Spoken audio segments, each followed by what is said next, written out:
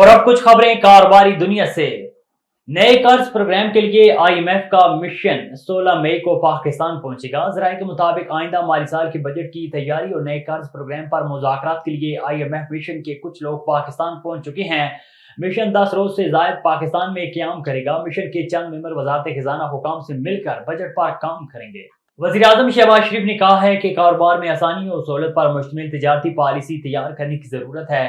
وزیر اعظم میاں محمد شہباز شریف کی زیر صدارت تجارت کے شعبے سے متعلق اہم جائزہ اجلاس ہوا، جس میں شرکاء کو بریفنگ دی گئی اور تجارت کے شعبے کے حوالے سے امور پر غور بھی کیا گیا۔